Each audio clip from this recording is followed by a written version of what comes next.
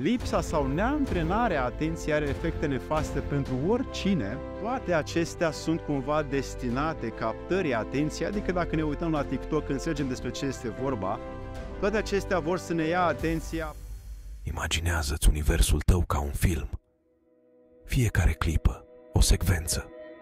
În centrul său, un actor esențial. Atenția. Atenția este regizorul care controlează fiecare cadru, fiecare emoție, fiecare decizie. Este lumina ce luminează întunericul ignoranței și umbrele incertitudinii. Este forța care sculptează realitatea, transformând haosul în armonie și visurile în realitate. Pentru că, într-o lume plină de distragere, atenția este moneda ce valorează cel mai mult. Oferă-i importanța pe care o merită. Prea cinstiții mei prieteni, păstrarea atenției astăzi la un lucru, la un obiect, la o conversație sau la un video, datorită modului cum digitalizarea a început să ia amploare, vedem că are destul de multe efecte în această, sau un deficit foarte mare în această putere de a absorbi realitatea care se întâmplă acum în prezent.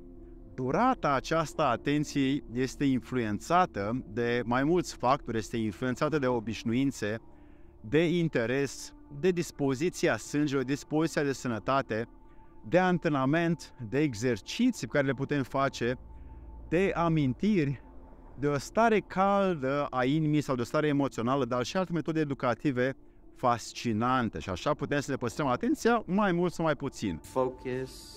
Lipsa sau neantrenarea atenției are efecte nefaste pentru oricine, din motivul că nimeni nu va investi încredere să aibă o legătură de vreun ordin social sau relațional cu cineva care nu are capacitatea de a asculta, de a investi atenția, de a pune atenția, de a lucra conform unui plan prestabilit. Și acest lucru se întâmplă din ce în ce mai mult la oameni care nu mai au parteneriate. I don't want to be alone! I don't want to be alone! Acest gen de oameni care nu mai au contracte, relații sau parteneriate au fost în trecut sau sunt și astăzi puși mai mult la muncă brută, mai mult la munca de a susține pe cine are ideile. Iar cei care cumva dețin această sacră capacitate să fie atenți temporar sau constant, adică de a fi capabil să investească energie în acest sacru moment, sau cum am spune noi, de a fi atenți și susținători în acest moment, sunt conducătorii și astfel aceștia conduc pe cei care nu sunt în stare, nu au capacitatea să aibă o atenție susținută nici la ei înșiși, nici la ceea ce este în afara lor.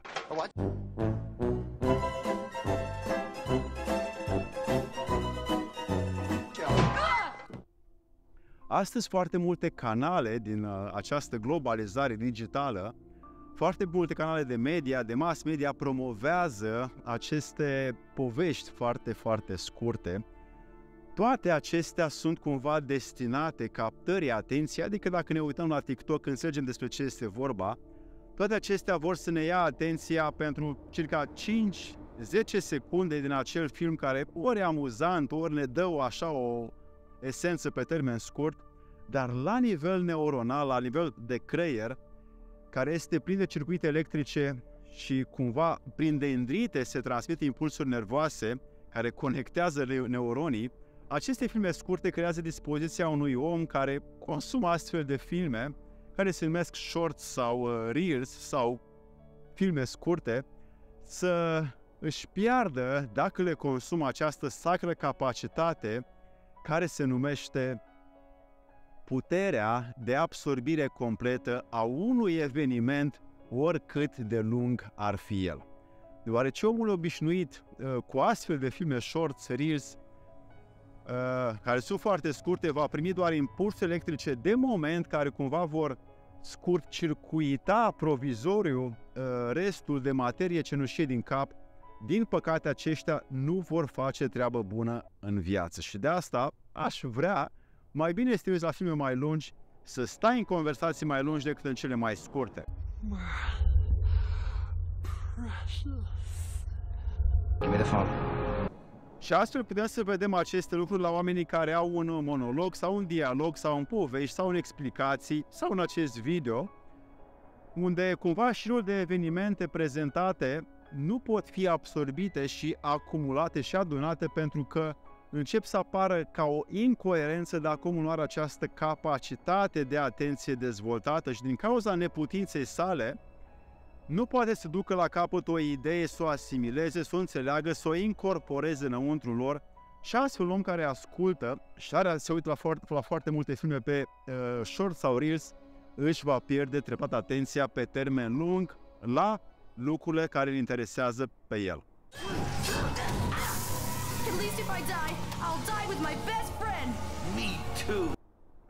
Cumva, efortul necesar în focalizarea aceasta sacră pe termen mai lung nu este pentru oricine. Mai mult este o chestiune de antrenament repetat, de exercițiu repetat, unde cumva conexiunea umană împreună cu privirea ochi în ochi, împreună cu căldura, cu inima, cu buna dispoziție, conduc și ele sunt imperativ necesare pentru a lega principii de viață, conduc la atenție și aceste lucruri pot fi o învățătură la acest mers al conduitei umane care cere să fim atenți unii la ceilalți. Pay attention! Okay, pay attention to me!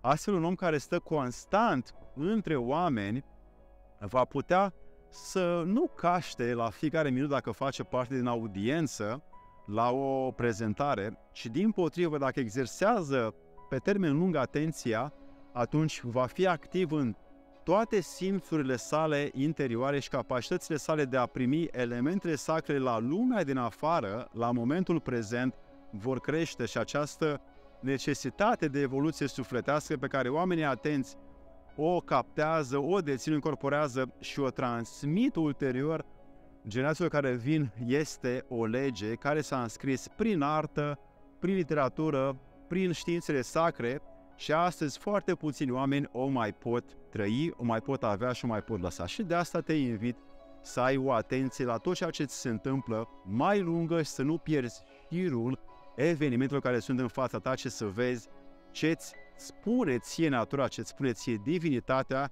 că ai de făcut. Să-ți fie de bine!